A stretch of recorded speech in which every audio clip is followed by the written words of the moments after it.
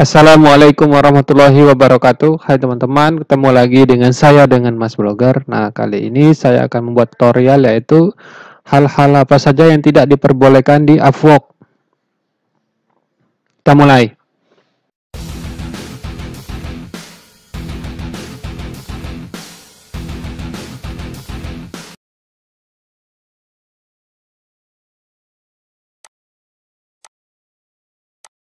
Nah, teman-teman, sebelumnya jika teman-teman menyukai konten seputar Upwork, itu nanti silakan subscribe dan aktifkan loncengnya.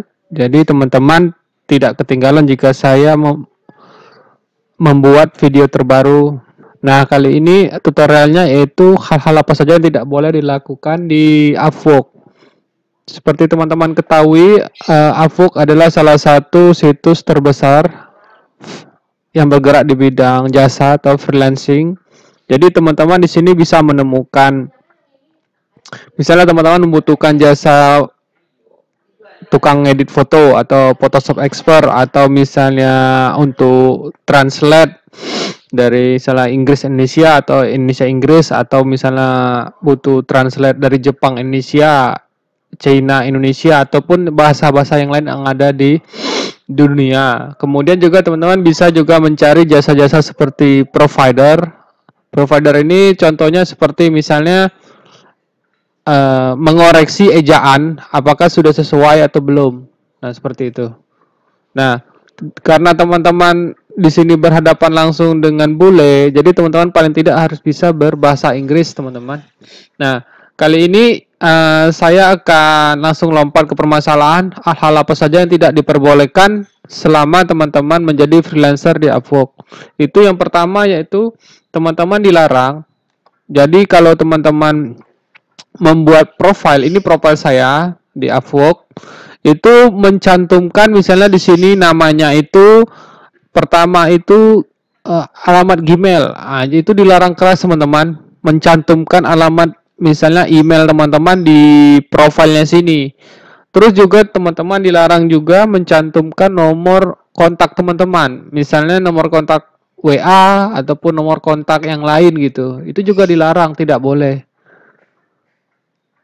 Terus juga teman-teman dilarang mencantumkan juga misalnya nomor Skype gitu di sini, teman-teman. Tidak boleh dan dilarang oleh Upwork. Itu yang pertama. Jadi teman-teman tidak boleh mencantumkan nomor alamat email teman-teman, kemudian kontak WA misalnya, ataupun kontak Skype, alamat ini teman-teman di Skype. Terus itu yang pertama. Yang kedua yaitu teman-teman mengajak transaksi di luar Upwork, itu juga tidak boleh, teman-teman. Mungkin teman-teman melakukan itu, wah ini banyak banget nih potongan yang ada di Upwork. Jadi teman-teman berinisiatif untuk mengajak klien itu kerja dan melakukan paymentnya itu tidak melalui Upwork, tapi langsung ke PayPal teman-teman. Kalau menurut saya itu jangan, teman-teman, bahaya. Karena apa? Kalau misalnya teman-teman melakukan itu dan ketahuan dengan ininya Upwork, sistemnya Upwork, otomatis akun teman-teman langsung disuspend, teman-teman. Jadi kalau teman-teman masih baru dan belum mengetahuinya, sebaiknya teman-teman kumpulin reputasi dulu, teman-teman. Reputasi itu maksud saya seperti ini, teman-teman. Nah, ini kumpulin apa namanya, ratingnya itu usahakan selalu bintang 5. Seperti ini terus, karena ibarat bola salju gitu, teman-teman. Jadi awalnya memang teman-teman baru sedikit, tapi lama kelamaan nanti banyak proyek yang berdatangan yang butuhkan jasa teman-teman. Kalau review teman-teman bagus misalnya seperti ini, bintang 5, 4,8, $5 dan lain sebagainya. Kemudian yang ketiga itu misalnya teman-teman wajib sopan dan santun kepada klien, ketenan. Karena apa? Jika misalnya memang teman-teman terdapat perselisihan dan teman-teman sudah memiliki akun yang memiliki reputasi yang bagus, maksudnya tadi ya itu tadi reviewnya udah banyak dari klien.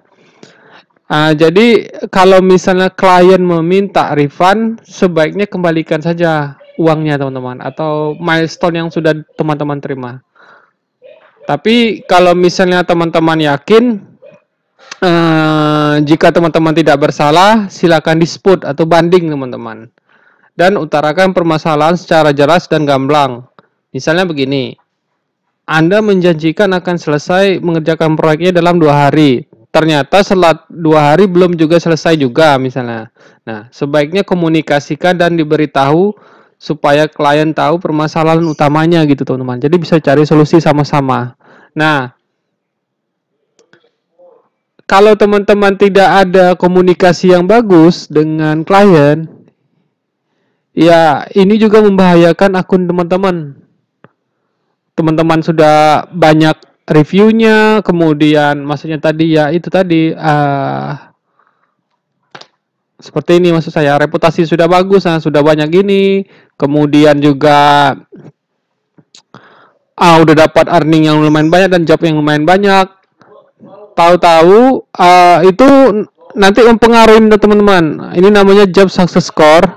Jadi kalau job success score teman-teman itu stabil di angka 90%, ini job success score ini bisa naik kalau teman-teman bisa menyelesaikan dan mendapat review yang bagus, misalnya bintang 5, itu bisa terus naik sampai kalau mentoknya itu 100%. Jadi jangan khawatir kalau job success score teman-teman turun. Ini turun karena bisa jadi karena teman-teman klien tidak puas dan memberikan review yang bintangnya hanya bintang 1 atau bintang 2. Jadi ini bisa turun, tapi ini bisa juga naik teman-teman. Nah, kalau teman-teman itu pengen kedepannya bisa jangka panjang, ini usahakan kalau bisa di atas 90% teman-teman. Karena apa? Kalau ketika akun teman-teman di atas 90%, itu akan lebih mudah ditemukan oleh klien atau yang membutuhkan jasa teman-teman. Nah, jadi kalau teman-teman suka konten seperti ini dan teman-teman ada permasalahan yang berhubungan dengan Avok, nanti silakan berkomentar di kolom bawah. Dan jika teman-teman tidak ingin ketinggalan video seputar Avok ini, silakan subscribe dan aktifkan loncengnya supaya teman-teman tidak ketinggalan jika ada video yang paling baru. Nah, jika teman-teman suka dengan video seputar Avok, itu silakan teman-teman cek di playlist yang berjudul Kerja Freelancer. Oke, kalau gitu sampai ketemu di tutorial berikutnya.